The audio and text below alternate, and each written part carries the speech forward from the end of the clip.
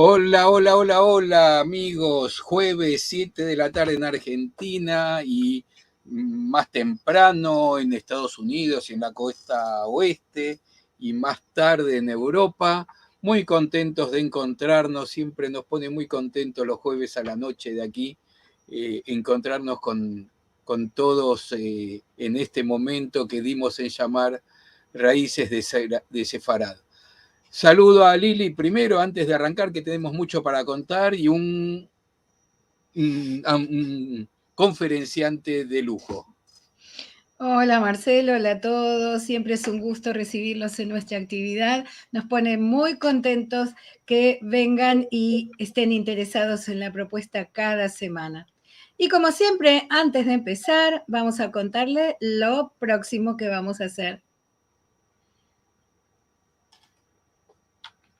Agradecerles primero las colaboraciones que hacen, no solo las que son monetarias, que lo pueden hacer con tarjeta de crédito en todo el mundo a través de PayPal o en Argentina en pesos o transferencias bancarias, sean internacionales o nacionales, pero también si comparten los videos, si le dan like, me gusta, también nos ayudan muchísimo.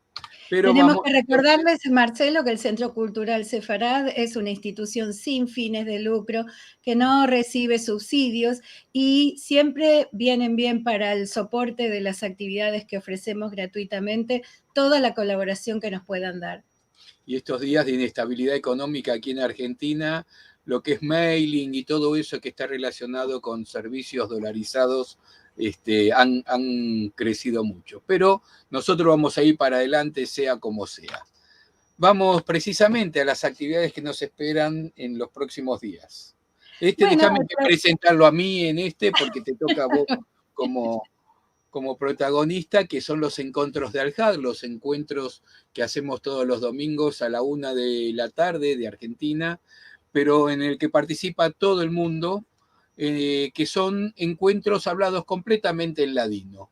Ladino que, como les decimos siempre, los que hablan castellano lo entienden perfectamente. En este caso, la anfitriona va a ser Liliana, y va a hablarnos de cuentos. Hay unos cuentos maravillosos publicados por la Autoridad Nacional del Ladino, tanto los cuentos de Maqueda. Maqueda es una ciudad que, si quieren saber más, vengan el domingo, y los cuentos de Jajamim, de los sabios, todos cuentos en ladino que van a ser relatados por los alumnos de las clases de ladino que precisamente Liliana que tiene varios cursos. Bueno, algunos de estos alumnos van a estar leyendo estos cuentos, algunos de ellos muy divertidos, en particular a mí los de Maqueda me gustan muchísimo, así que están invitados el próximo domingo a la 1 de la tarde.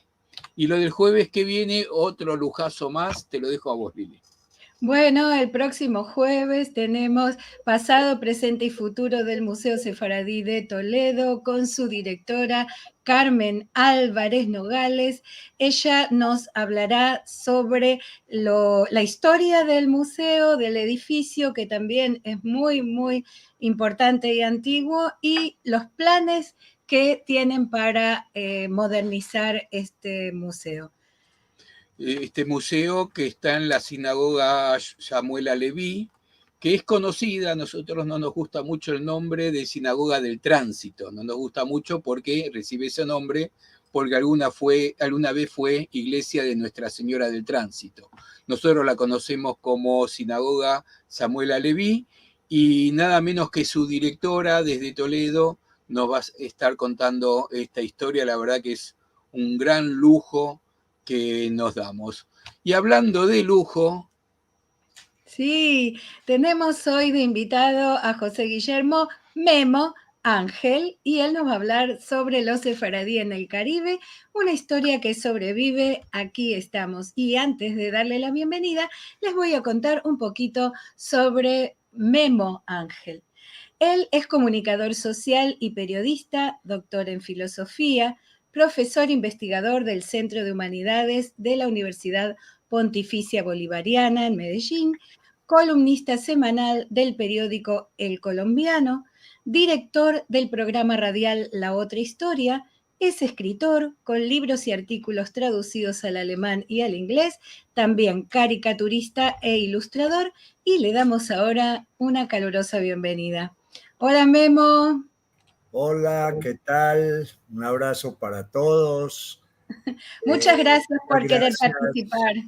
por estar con ustedes y por estar hermanados, creo yo creo que es la parte más importante. Entonces esta charla pues hace parte de un pequeño bloque del Caribe, porque realmente el Caribe no está documentado del todo en términos sefaradíes, porque el Caribe llega hasta México y hasta el norte de Brasil.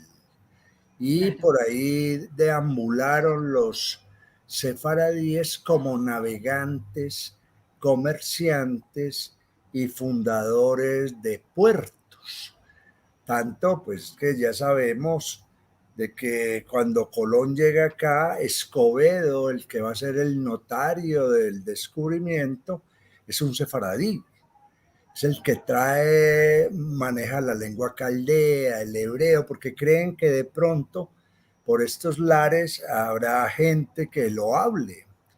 Entonces desde ahí ya empezamos como a documentar, y si tenemos en cuenta, como dice Salvador de Madariaga, de que Colón era un judío converso o un marrano, es posible, y que lo primero que trajeron o los primeros que llegaron a América llegaron de manera muy curiosa porque no venía ningún cura ni ningún fraile en el barco. Memo, ya te veo arrancando con el tema y me imagino que quienes están presentes estarán como nosotros ansiosos, ya nos metiste en el tema y ya estamos ansiosos por escucharte. Te dejamos con la gente. Bueno, entonces, como les decía, esta es una historia de buena parte del Caribe y del esfuerzo que los escritores sefaradíes estamos haciendo como por rescatar la historia, por dar razón de nosotros en este lugar del mundo. Y yo creo que lo más importante es cómo llegamos, cómo nos hicimos y cómo desde el principio hemos estado presentes en el desarrollo de ese mar que se llama el Caribe, así como David Abulafia escribió, por ejemplo, El Gran Mar, para decir cómo los sefaradíes estuvieron en el Mediterráneo. Entre nosotros es el Caribe, es después del Mediterráneo. Entonces, en estas sefaradíes en el Caribe, lo primero es, ¿hay alguna bibliografía? Entre nosotros hay un gran historiador que se llama Germán Arciniegas y que se dio a la tarea de hacer una biografía del Caribe, en la que participan muchos hombres de origen sefaradí. Incluso en alguna parte parece que una mujer que también cumplió las tareas de ser marinera. Este texto para nosotros es una joya, porque a pesar de que hay otro de Juan Bosch que habla desde Colón a Fidel Castro, también sobre el Caribe, se queda más bien en lo político, en tanto que aquí se va a narrar todas las peripecias que se hace con el Caribe, y vale la pena notar de que el Caribe era una especie de mar mágico. De hecho, cuando se habla de la Atlántida, es porque se creía que algo cercano a este mar que llamamos el Caribe en este lugar estaba la Atlántida. Por eso el océano se llama Atlántico. Y cuando se llega a América, las primeras islas las van a nombrar las Antillas, porque en las crónicas españolas sobre todo se habla de las Islas Antillas, donde se refugiaron unos obispos con un gran tesoro. Entonces, desde el principio, y llegando Colón a Guananí, después a Cuba y después a lo que se llama la Española, donde está República Dominicana y Haití, ya eso estaba tocado de magia. O sea, hay que buscar grandes tesoros, hay una gente especial, de pronto hay descendientes de los mismos de la Atlántida, se decía. Y sobre todo esto va a empezar a hablar don Germán Arciniegas. De igual manera, nos vamos a encontrar con un hombre de aquí de Medellín, un ingeniero agrónomo que se dedicó a estudiar la presencia de los judíos en Antioquia desde el momento en que se llega. Hay que tener en cuenta que en este sitio donde yo vivo, que se llama Antioquia, para que se hagan una idea, aquí cabe 3 veces Israel y cabe 6 veces el Líbano. O sea, es un territorio muy grande. Y en este territorio se fundó la primera ciudad continental en América, Santa María del Darién. Y a partir de esa ciudad que se llama Santa María del Darién, Mesa Bernal comienza a buscar sefaradís. Esto no deja de ser interesante porque de todas maneras él está tratando de legitimar su apellido Mesa, que es de origen sefaradí, y ciertas consejas, esas historias que se cuentan de padres a hijos, de abuelos a nietos, sobre el origen de la familia. Es una excelente investigación sobre el mundo del Caribe y el mundo de los sefaradíes, porque al fin y al cabo rastreando bastante de las otras comunidades judías, empezaron a llegar fue en el siglo XIX, principios del siglo XX, y alguno llegó en el siglo XVIII, pero los sefaradíes siempre van a estar ahí presentes. En este siglo XVII-XVIII, a ver, llega mucho judío sefaradí, pero no traen rabinos, no traen esposas, son simplemente muchachos. Hay que tener en cuenta que los marineros no son como aparecen en los libros de historia, unos señores mayores, los conquistadores de barba, no eran muchachos de 14 años que los traían a las islas para que ahí se aclimataran al lado del ganado. Entonces estos muchachos traían algunas ideas de las casas o lo que le contaba a otro, porque de todas maneras los conversos en España nunca fueron tenidos de sangre pura. Entonces era gente que llegó o como marineros o como gente que recogían en la calle, que eso también pasó mucho pues en la llegada al Caribe, que cuando no había con qué llenar los barcos, simplemente capturaban un montón de personas, los metían al barco y bueno, nos vamos. Estos son rastros que van quedando, pero que no podemos hablar de que unas comunidades sefaradíes, porque siempre lo más importante como guía de costumbres va a ser el rabino. Entonces, sin rabino, todas las costumbres empiezan a perder, a volverse otras cosas.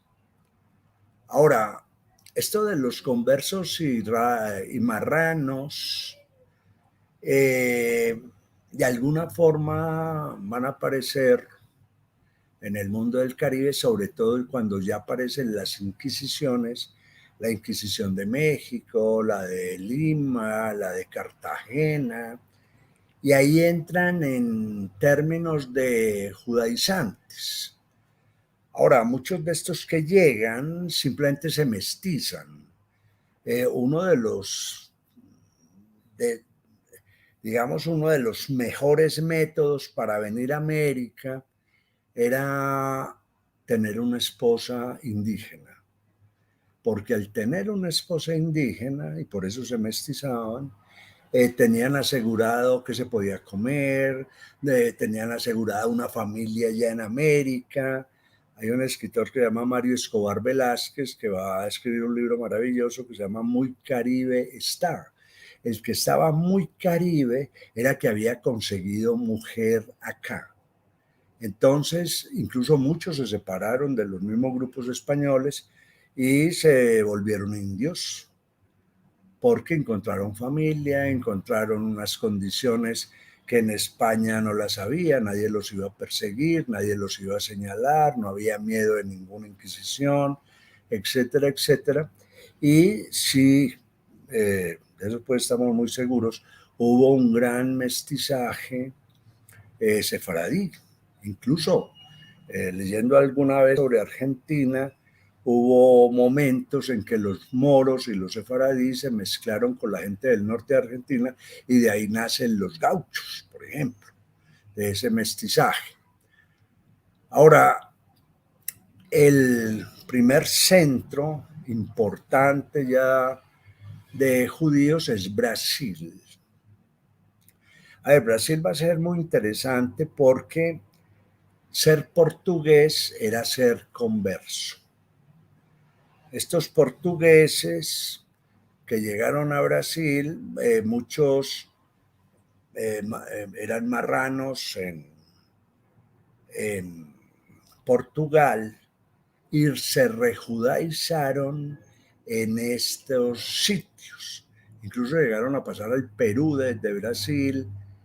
Pues recuerdo ese libro maravilloso de Marco Aguinis, ¿cierto? Hablando de este tipo de gente. Pero luego las autoridades van a empezar a mandar lo que se llamaba oidores y gente que venía a mirar cómo estaban funcionando las pequeñas colonias y descubren que ya habían hecho unas sinagogas en Brasil, esta gente tiene que escapar, salir y terminan haciendo pues la primera sinagoga judía en toda América, fuerte en Nueva York, en Long Island. Pero queda una comunicación, porque es que de todas maneras el Caribe se ha movido en torno al tabaco, en torno al ron y en torno a la melaza. Esa ha sido la riqueza del Caribe. Entonces sí podemos rastrear algo de la primera comunidad de Brasil con las crónicas que se hicieron en Nueva York, cuando en Nueva Ámsterdam, y que se refugiaron en Nueva Ámsterdam porque los judíos sefaradíes se estaban refugiando en Holanda, en Europa. Pues está el caso de la familia de Spinoza, bueno, ya esto sería otro cuento. Y ahí logran pues ya vivir más tranquilos, o sea, que se crea una comunidad atlántica en Nueva York, pero ¿qué pasa con el Caribe? ¿Dónde está este asunto interesante del mundo sefaradí? Primero, hay una sospecha, como les decía anteriormente, si usted es portugués, es converso. Y de hecho, el Marqués de Pombal en 1760 es el primero en Portugal, es el primero que declara nula la ley de pureza de sangre. O sea, ya se sabe que Portugal tiene todas las mezclas posibles. Sin embargo, en el resto de la costa del Caribe manda de manera muy fuerte la Inquisición. No diría ni siquiera la Iglesia Católica. La Inquisición es como una institución que va a estar o un paragobierno muy grande en el mundo del Caribe porque están cazando no tanto, no solo judíos, sino que están cazando luteranos, están cazando moros que tratan de devolver al Islam en estas tierras, etcétera, etcétera. Pero va a haber un sitio maravilloso que son las Antillas holandesas. Y lo mismo la Guyana holandesa. Están todos bajo el amparo de Holanda. Holanda, que va a tener un siglo de oro maravilloso, que es el siglo XVII, se convierte, digamos que en el país trampolín para situar judíos en las distintas posesiones holandesas, por los negocios de ultramar. O sea, los sefardíes, y eso lo comentábamos antes de la charla, son hombres urbanos, de ciudades y de puertos, y conocen los negocios de los puertos. Y en las Antillas holandesas, especialmente Curazao, va a ser un fortín sefaradí grande ya con rabino. Una de las cosas más hermosas que tiene Curazao, la sinagoga sefaradí, más o menos que se va a parecer mucho a la sinagoga de los portugueses en Hamburgo, en Alemania, porque todo eso era comercio de ultramar.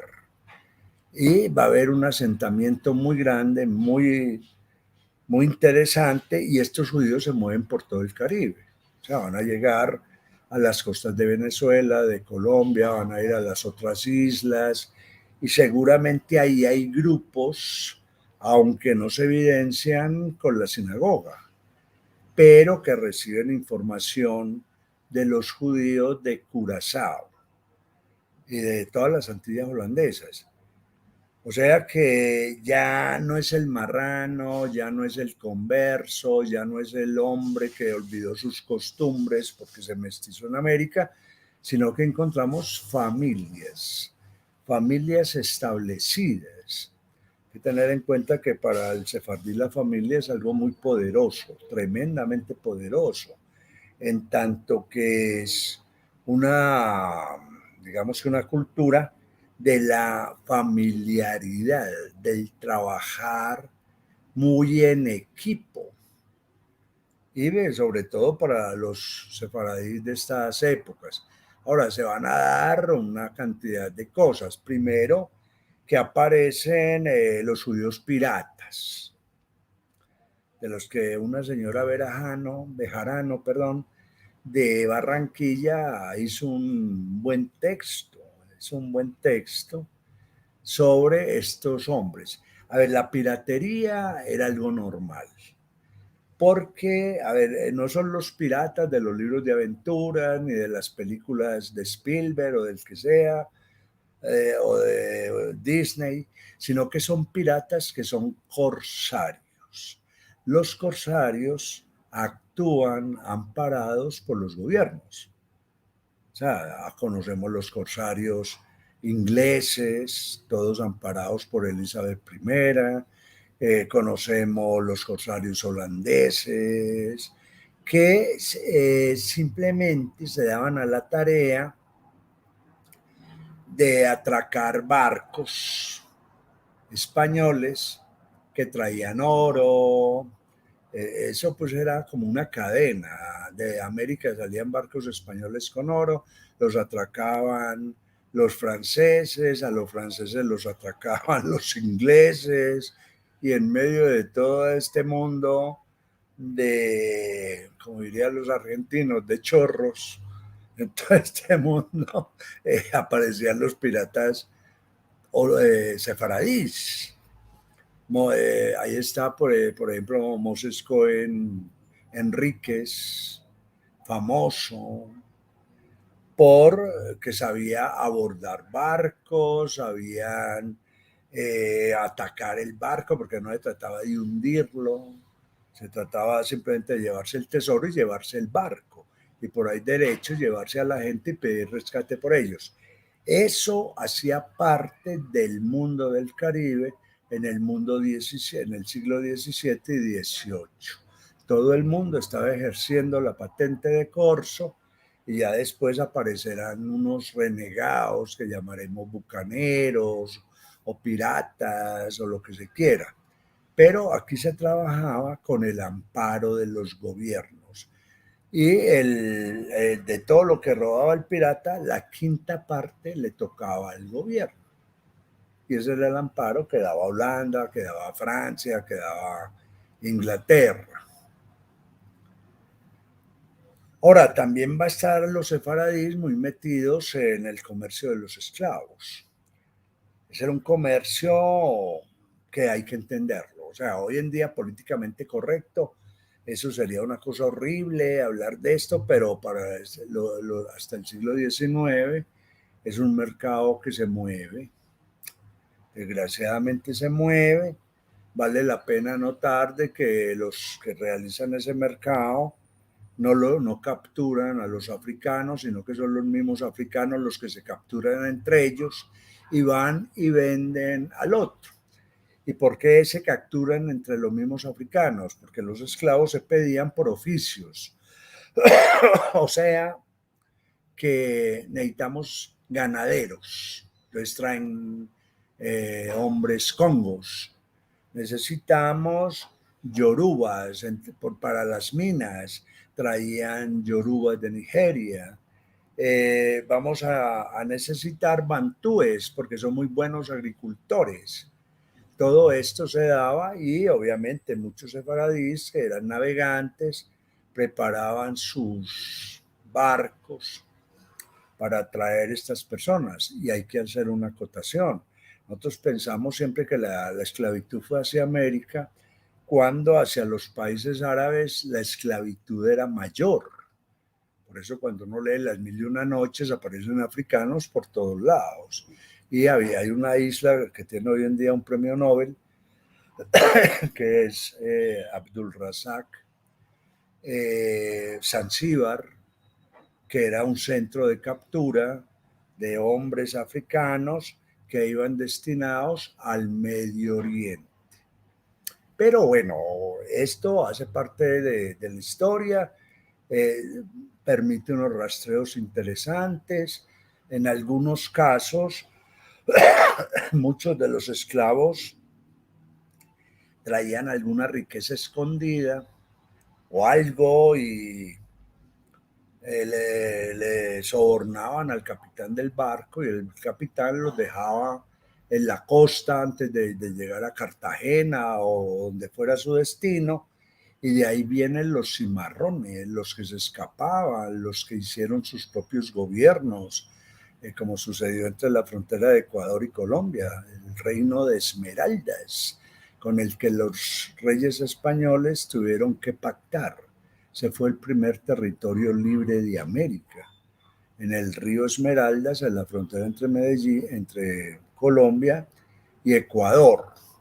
Entonces los sefaradíes también van a estar en ese negocio y no es para uno arrancarse los pelos o simplemente era lo que, ese era el mundo, era lo legal. Y ya sabemos que lo justo a veces atenta contra lo legal. Lo legal atenta contra lo justo, pero era lo legal. Por eso no hay que tener miedo pues, de hablar de esto. Ahora va a aparecer la Inquisición en Cartagena, que ya deja unos documentos grandes en torno a los judaizantes y en torno a los luteranos. Cartagena, de hecho, se convierte en un puerto que está conectado con el puerto de Santa Marta y que están conectados con el río Magdalena, que es el estero o el delta que permite pues que haya una gran fertilidad. Y por ahí, en medio del río, hay una ciudad que se llama Mompox. Y parece ser de que Cartagena simplemente era una fortaleza militar con la Inquisición ahí. En tanto que en Mompox estaba la Real Cartagena, la de los negociantes, los comerciantes, donde abundaban los judíos sefaradíes. Y muchas veces la Inquisición iba a hacer cacería a Mompox, que como les digo es una isla fluvial dentro del río Magdalena, y por eso funcionaba la Inquisición en Cartagena, porque sabían que a lo largo de ese río Magdalena habían llegado muchos sefaradíes y se habían instalado en alguna parte de las orillas del río. El río Magdalena es el río más grande que tiene Colombia y va por toda la mitad del país. O sea que permitía que todos fueran de un lado al otro, etcétera, etcétera. Ahora, hay muchos casos, y seguramente debido a los judíos de Curazao, etcétera, que en la costa colombiana tratan, muchos sefaradíes, que tratan de volver a sus orígenes. entonces alguien mandan gente de las Antillas holandesas para enseñar, para rejudaizar, y por eso se pone o funciona de manera muy poderosa la Inquisición de Cartagena.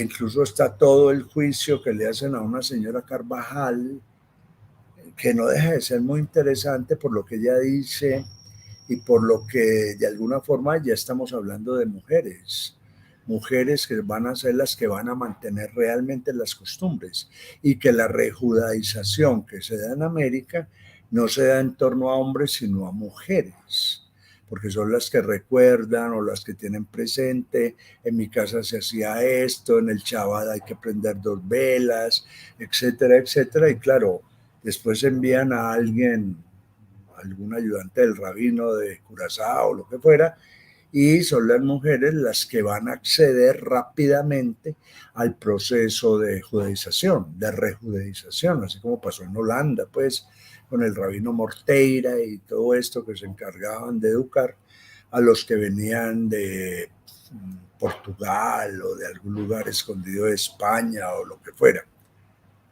Ahora, va a aparecer un grupo muy grande de judíos sefaradíes en Jamaica. Y aquí hago una aclaración. ¿Por qué no uso la palabra sefardita o sefaradí? Porque mi abuela decía, esas palabras se las inventaron los españoles. Nosotros no somos sefaraditas, somos sefaradís. Y hacía dis. Era pues muy cómica. Entonces va a aparecer una comunidad poderosísima en Jamaica. Son judíos ingleses, sefaradís. Ya sabemos que todo el imperio inglés estuvo asesorado por un sefaradí.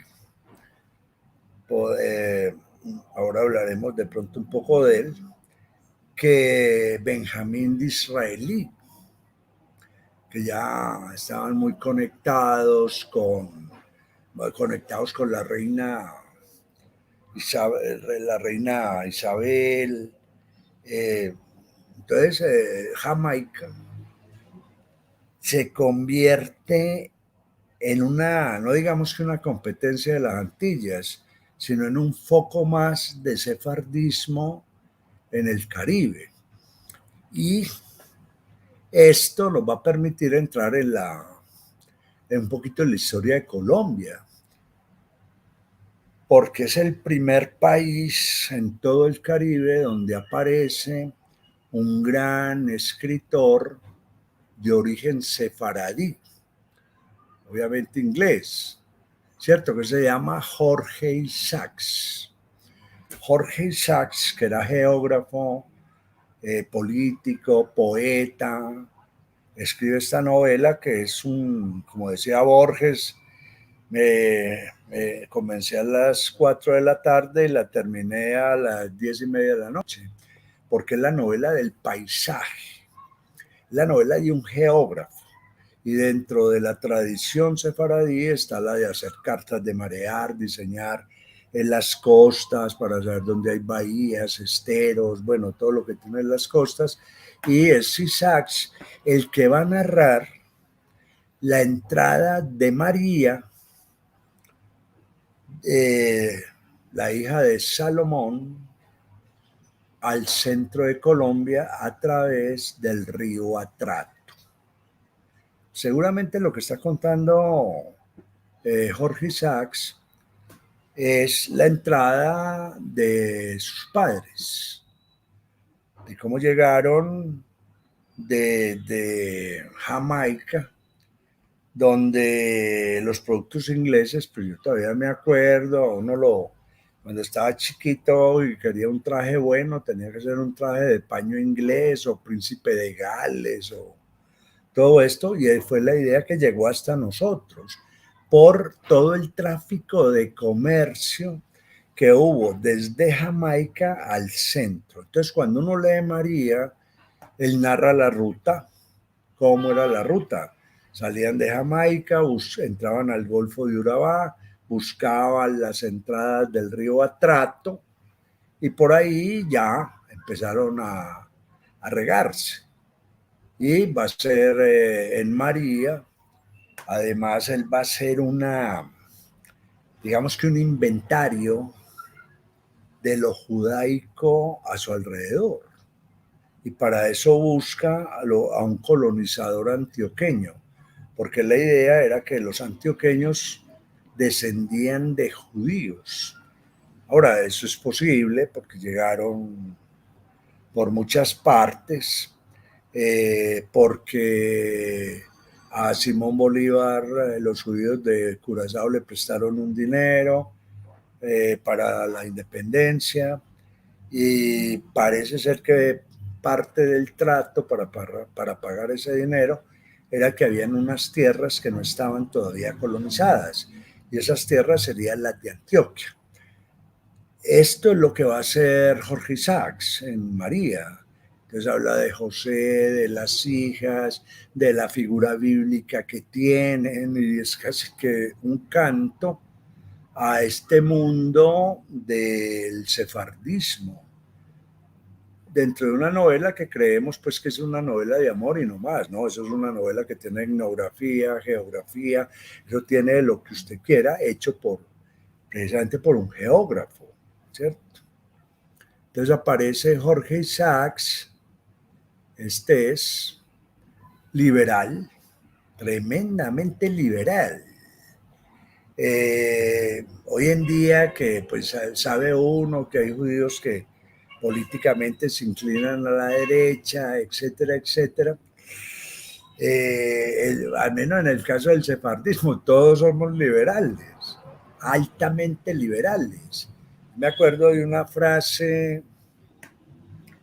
en un libro que se llama Nueva York, de Edward Rutherford. La frase es maravillosa: la religión y la política nos vuelven peligrosos, el comercio nos vuelve sensatos. Por eso todas las teorías liberales tienen que ver con el comercio, con la producción, etcétera, etcétera, y sobre todo pues lo que se llamaba el liberalismo progresista inglés, que era tomado o admitido por este tipo de personas. Entonces allá aparece, es un liberal radical, tremendamente radical, y que por 4 meses fue presidente de la provincia de Antioquia, aquí donde yo vivo.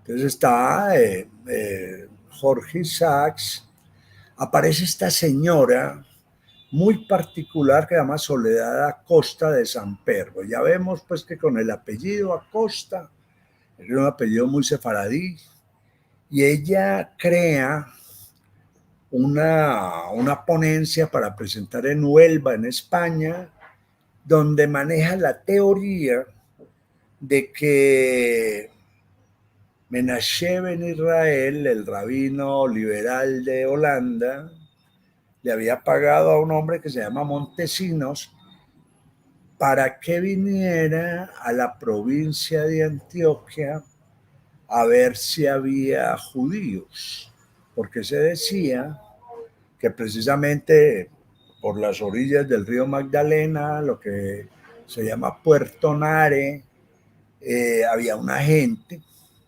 que hablaba raro, que se reunía, que hacía unas ceremonias extrañas, y Montesinos viene y deja una crónica. Casi no lo dejan entrar, al fin lo dejan entrar, los judíos saben el Shema Israel, se emociona mucho porque dice, bueno, encontramos parte de las 10 tribus perdidas de Israel, etcétera, etcétera. Entonces, doña Soledad Acosta de Samper hace que se corra la idea de que muchos de los antioqueños, de los que viven en esta zona, sean de origen sefaradí. Y realmente, pues, la cantidad de apellidos sefaradíes que hay aquí es tremenda. esto que dice ella, que muchos políticos y poetas van a decir, señora mentirosa, eso no es, como que nos están, hay un poeta precisamente también antioqueño que se queja de la maldita raza judía y de todo eso, pero ella dejó ese documento. Como decía, la comunicación entre mujeres es poderosa, las costumbres. Svetlana Alexievich, la premio Nobel, decía que lo que no se podía comentar en Rusia en las calles, se comentaba en las cocinas. Entonces, cuando uno lee la ponencia de ella, no está loca. Simplemente que de pronto Montesinos, de pronto no dio con ellos, o sí, o supo, pero no alcanzó a clarificar el asunto. Pero ya un hombre como Menashe en Israel, estamos hablando del siglo XVII, ¿cierto? Se preocupe y sepa que por los lados del Caribe hay sefaradís, no deja de ser muy interesante. Entonces está doña Soledad Acosta de Samper.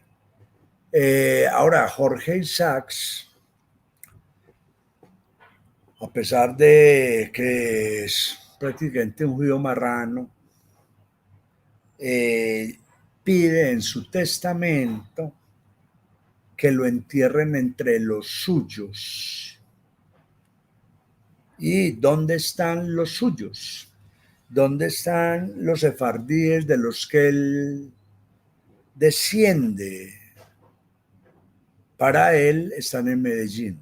Él conoció Medellín, supo de Medellín, y aquí en el cementerio de San Pedro está enterrado Jorge Isaacs. O sea que ya tenemos pistas, las de Soledad Acosta de Samper, las de Jorge Isaacs, que cuando fue presidente de la nación de Antioquia, liberal radical, conversó con mucha gente. Dice, yo no estoy equivocado, porque él sí sabía cómo funcionaban los sefaradís, cómo eran los rituales sefaradís, las formas de hacer negocios, etc.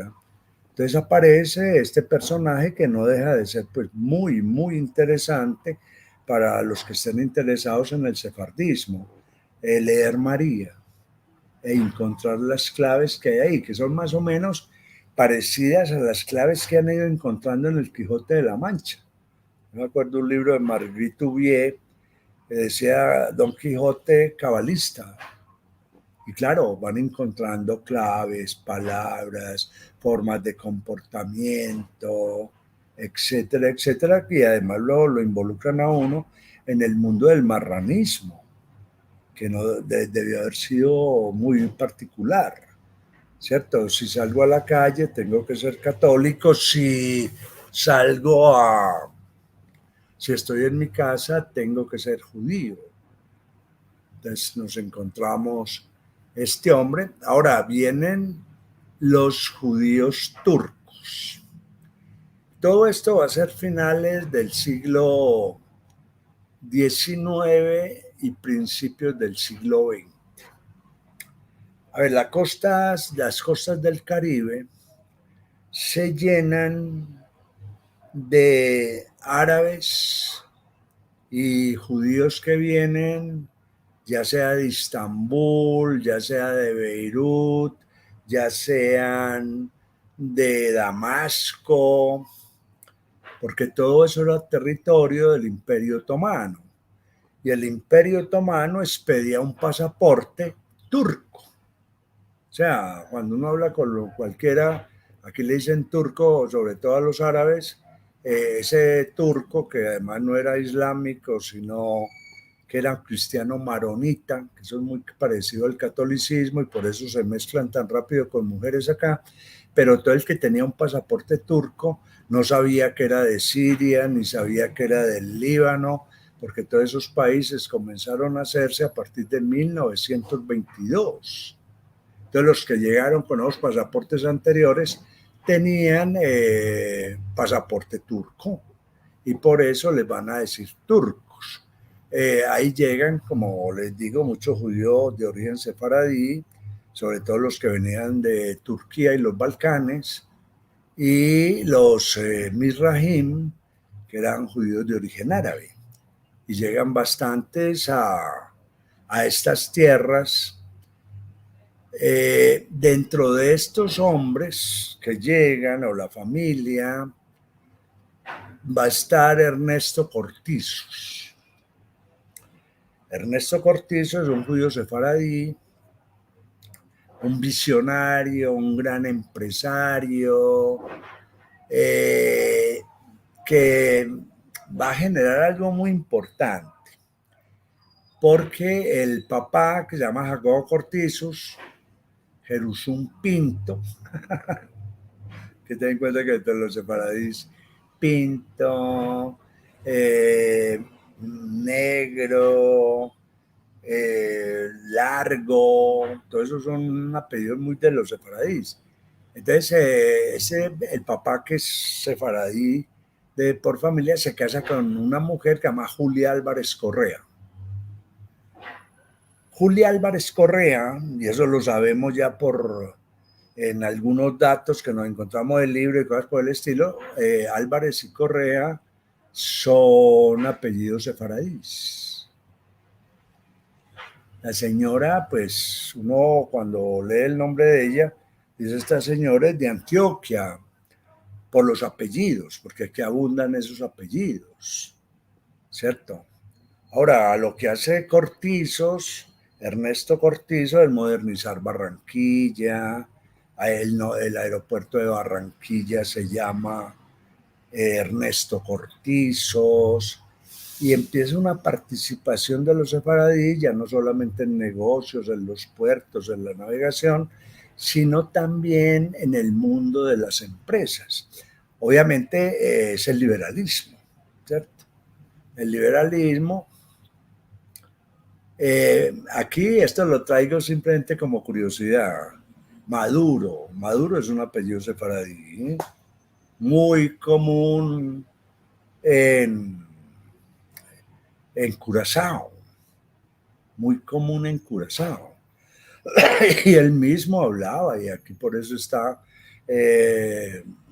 hablando con Obadía Yosef, el gran rabino sefaradí, porque sí es parte de lo que hicieron los sefaradíes en el Caribe, ¿cierto? Incluso en Venezuela se va a dar un sefaradí que hace una obra interesante, aunque no toda tiene que ver con los sefaradíes, que es Isaac Chocrón, donde en 2 obras de teatro pues pinta la familia sefaradí venezolana, que hacen, y bueno, pero Maduro es parte de ese movimiento de sefaradís por el Caribe. Ahora, en la actualidad se está dando este acontecimiento. Por ejemplo, en Medellín hay una sinagoga que es la reconocida pues de judíos, que nacieron judíos, vinieron judíos, que comienza más o menos en 1925. Pero de conversos hay 3 sinagogas de conversos aquí en Medellín. Algunos, los primeros, que están en un pueblo enseguida de Medellín que se llama Bello, se nombraron comunidad sefaradí. Hubo que ir a explicarle, a ver, hombre, ustedes hablan judaísmo, qué costumbres tienen, o si no, pues el nombre hay que quitarlo, porque de todas maneras un sefaradí no es el que desciende, sino el que vive el mundo sefaradí. Y ellos aceptaron, y ahí después le pusieron no sé qué otro nombre, pero aparecen muchos regresando al judaísmo, muchos conversos. Obviamente no tienen pasado sefaradí, que es el problema pues del converso, que cree en la religión pero no tiene cultura. O sea, carece de esa cultura, y mientras hacen esa cultura se necesitan 5 o 6 generaciones para que eso se pueda dar. Pero sin embargo es interesante el fenómeno. y todos entran por el mundo de los sefaradís, no entran por el mundo de los askenazim o de los mizrahim, no, sefaradís. México, que unas comunidades grandes en este sentido.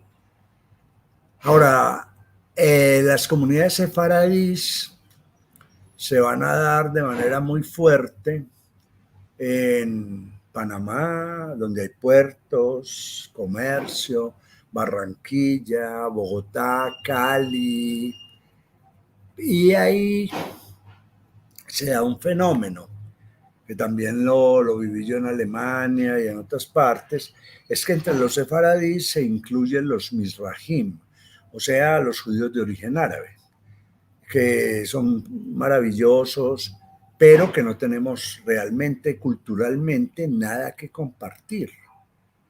Porque estos judíos se quedaron después de la diáspora regados por Arabia, por Persia, por lo que era, o lo que era Irak, lo que es Irán. Todavía en Irán hay una comunidad muy grande de judíos mizrahim, pero en términos culturales nos cuesta compartir algo que no sea la religión, ¿cierto?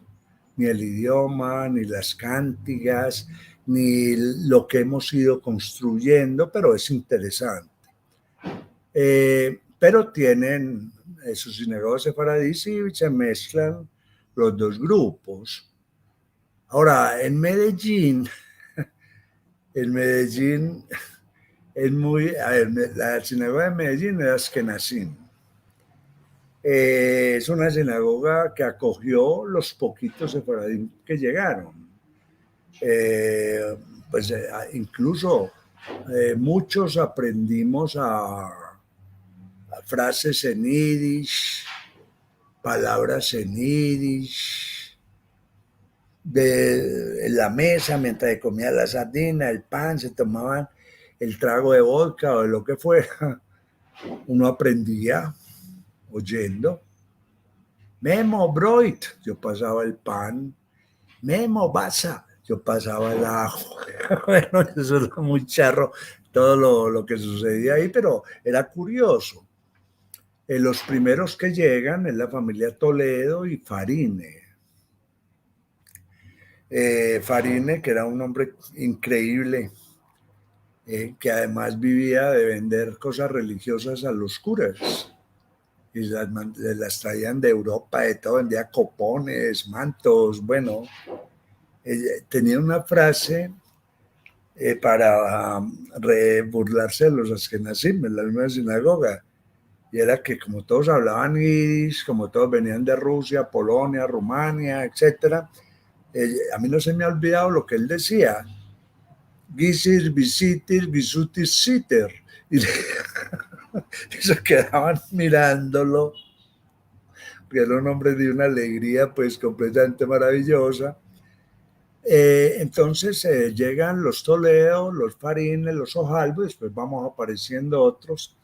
Los Ojalbo de Estambul, pero se retiraron mucho de la comunidad. No sé por qué, hoy en día es una gente muy interesante. Cuando uno habla con ellos, manejan museos, ha dado pues gente muy, muy valiosa. Ahora, esto del mundo sefaradí es algo que tenemos que ordenar, sobre todo en el Caribe. Hay que ordenarlo de alguna forma.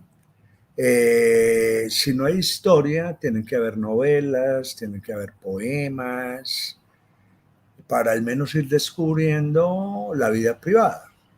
Ya lo que decía un hombre, un gran historiador francés, se llama Georges Duby: si no tenemos documentos históricos, busquemos en canciones, en poemas, en alguna novela, a ver qué nos vamos encontrando ahí, porque hay que hacerlo. Por ejemplo, en el mundo askenazim, aquí en Colombia, hay gente muy valiosa. Marco Schwartz, por ejemplo, con una novela que va a narrar pues la vida de los judíos askenazim en Barranquilla, se llama El Salmo de Kaplán. Ariel Biblovich, Gente que, o sea, los Ashkenazim terminan estando muy bien documentados a través de muchas personas muy valiosas que o escribieron historia o escribieron, pero entre los sefaradís, no. Por eso el trabajo en el que nos vamos metiendo, ¿cierto? Hombre, hay que empezar a hablar. Pues al menos tenemos los datos de las familias, de dónde llegaron, qué gente llegó, por dónde se movió. Yo vengo escribiendo novelas sefaradíes hace muchos años, porque me voy encontrando datos y esto me da para esto, esto me da para esto, para situar a los sefaradíes en el Caribe, porque estamos perdidos. ¿Cierto? Como que, bueno, sí, por ahí hablan y uno va a España y los sefaradíes son cosa de museo. Entonces uno está por allá como la Edad Media, pero todo esto es un trabajo que hay que hacer y que vamos haciendo varios, pues uno escribe, de pronto no va a ser una cosa espectacular, sino para que otros lo continúen. Eso es lo que hay que hacer, darle la continuidad, ¿cierto? Entonces aparecen las novelas y bueno, aquí estamos, en el calor del Caribe, una herencia, un hacer, aquí estamos. Y uno a veces lo miran como una cosa rara, ¿cierto? Porque además uno va asumiendo cosas del Caribe.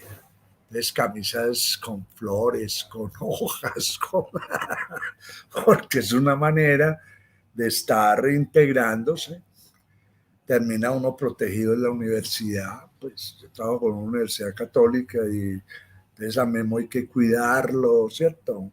Pues, unas cosas muy simpáticas, pero aquí estamos. Y eso yo creo que es la tarea que hay que hacer.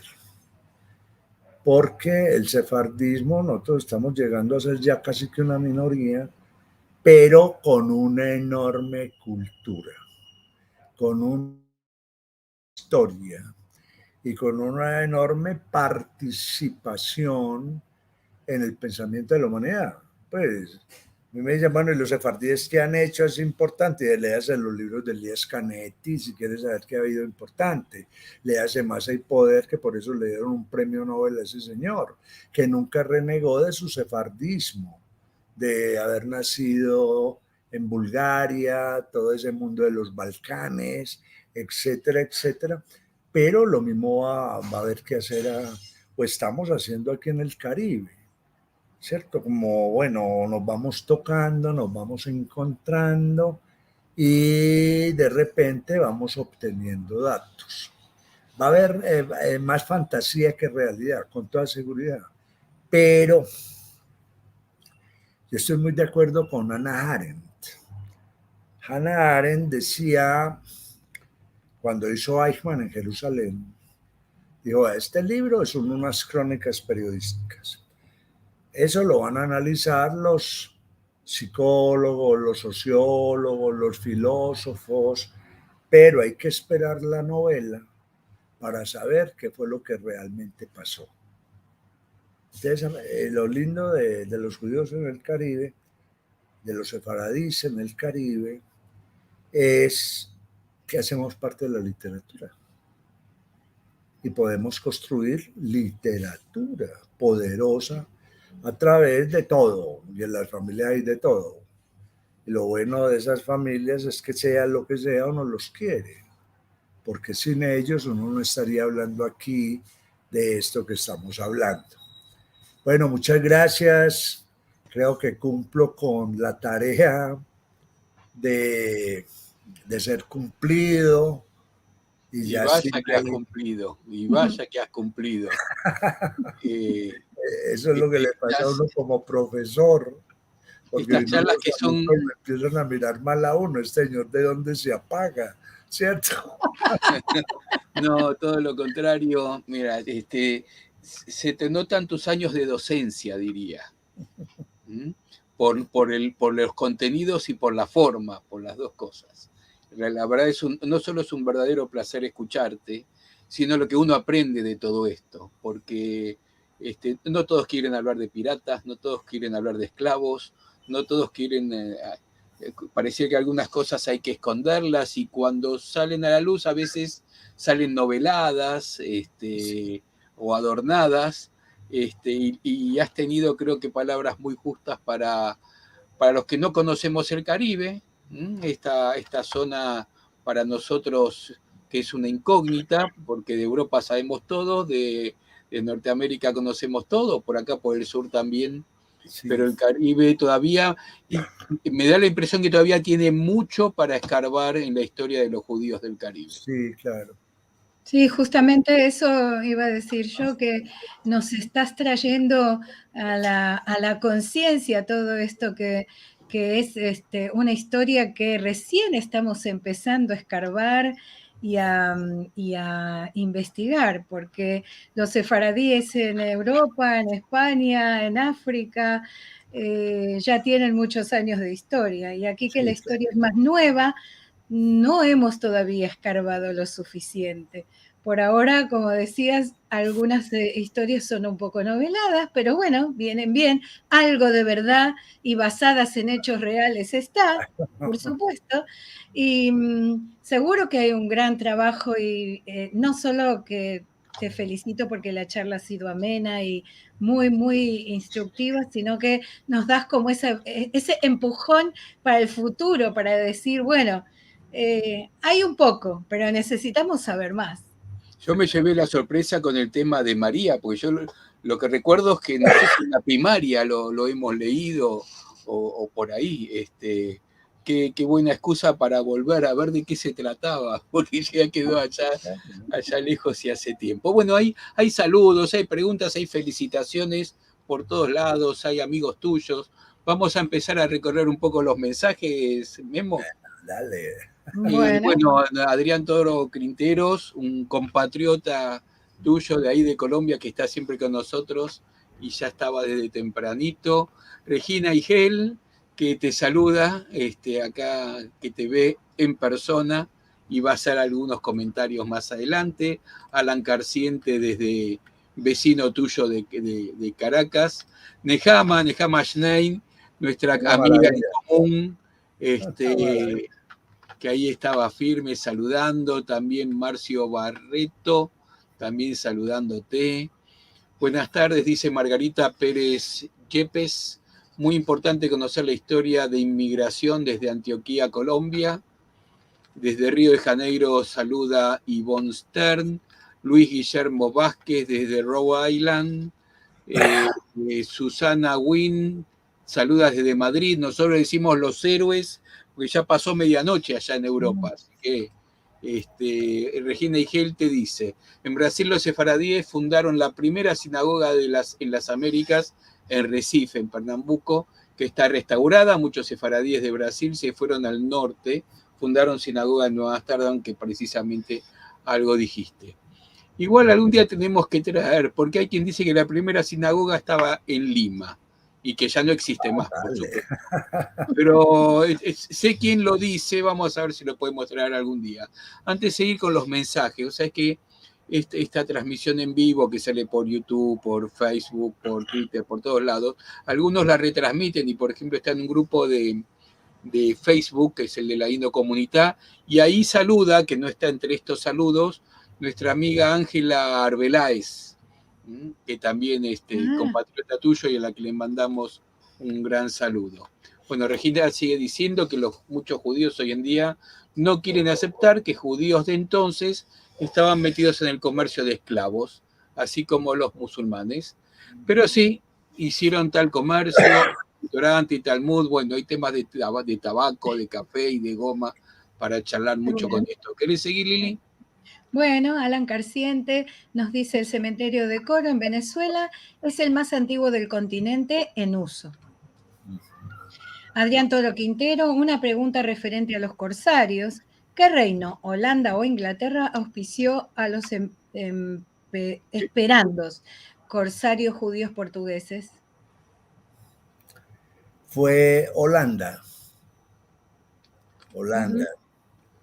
El corsario es un hombre que se ganaba la vida de esa manera, además era una profesión.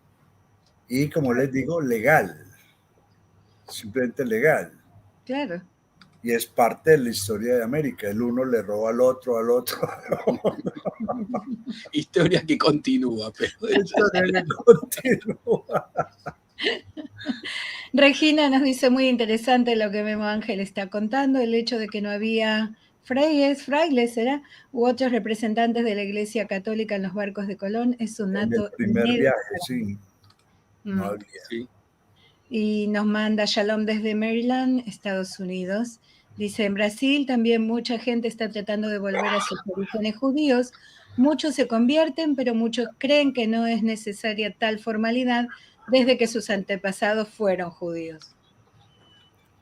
Alejandra Posada dice, Memo, hola, Cristóbal Gómez de Castro pudo haber llegado de Jamaica. ¿Tienes ideas? Si Cristóbal Gómez de Castro. Ay, hay que yo no me acuerdo de su nombre, pero si me dice, me muestra la cara, yo sé quién es. Ah, bueno. Nos manda por mail y se lo pasamos entonces. Sí, claro. Pepe González Arenas nos manda Shalom desde Córdoba, España. Eléctrica, buena la aclaración de los sefaradís.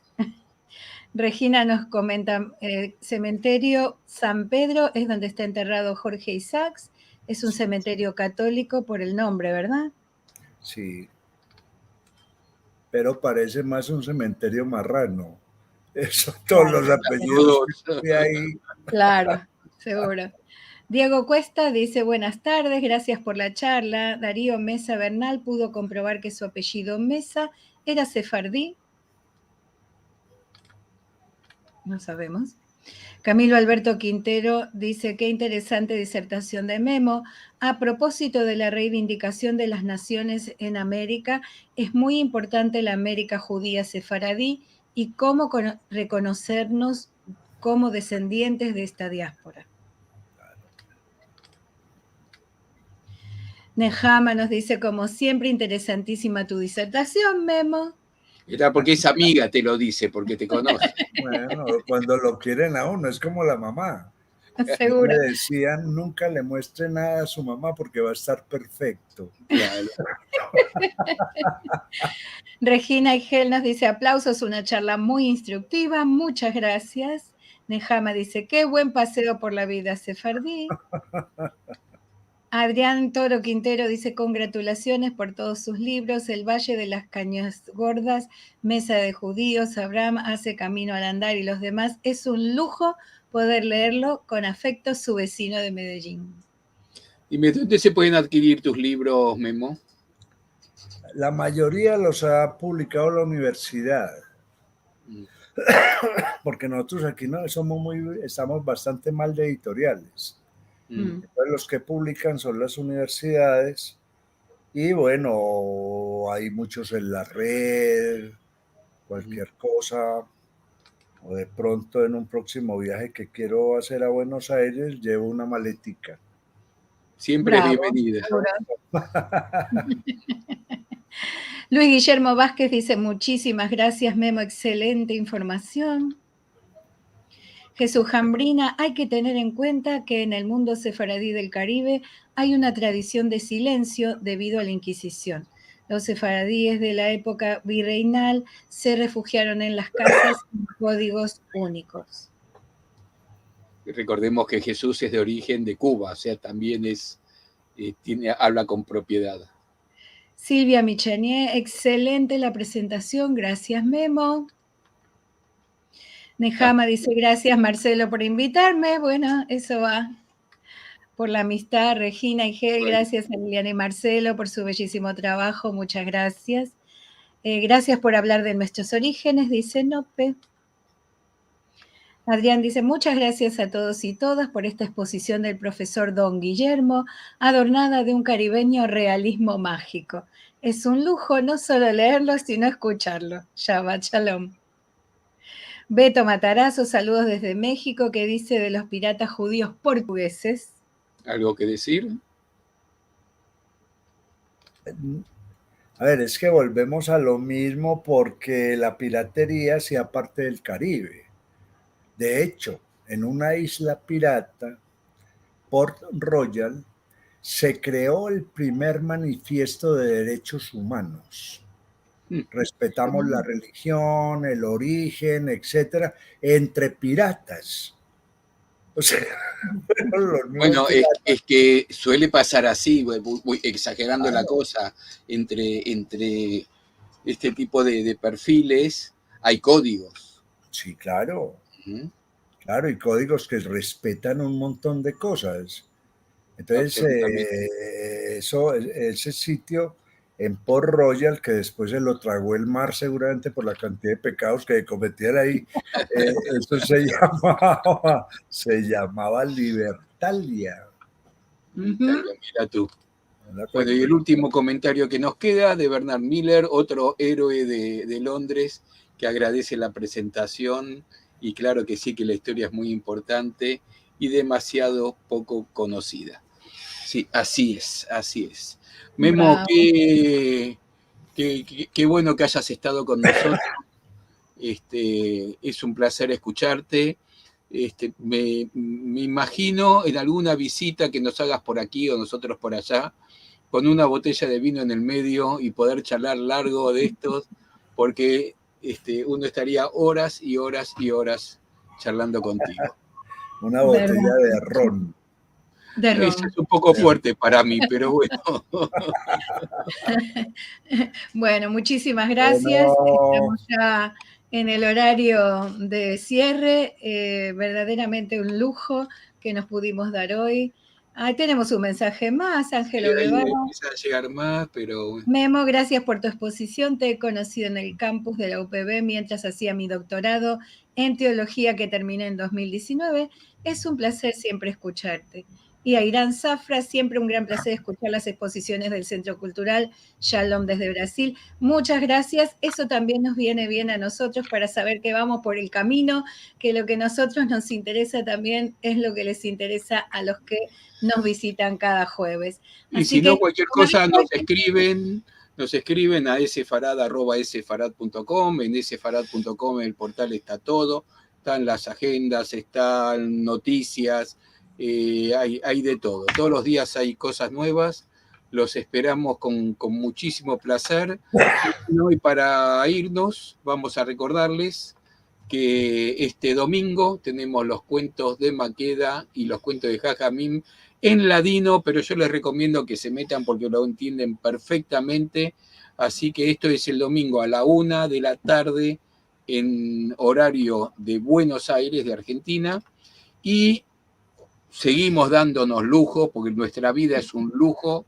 El jueves que viene a las 7 de la tarde hora argentina y cada uno en su ciudad sabrá la hora. Tenemos nada menos que a la directora de lo que comúnmente se conoce como la Sinagoga del Tránsito, pero que nos gusta más llamarla por su nombre, la Sinagoga Samuel Aleví, en donde funciona además el Museo Sefaradí de Toledo, que nos va a hablar de la historia del museo y de la sinagoga, del presente y también de proyectos y trabajos que se están haciendo de lo que va a ser este tan emblemático lugar en tan emblemática ciudad como es en Toledo. Así que tenemos mucho para compartir. Memo, una vez más, muchísimas gracias. Y bueno, y a toda la gente que participó, realmente también muchísimas gracias y los esperamos en cada una de nuestras actividades. seguro. Nos vemos la próxima semana. cariños, dulzura y dichas. Eso Te es. decía Erika.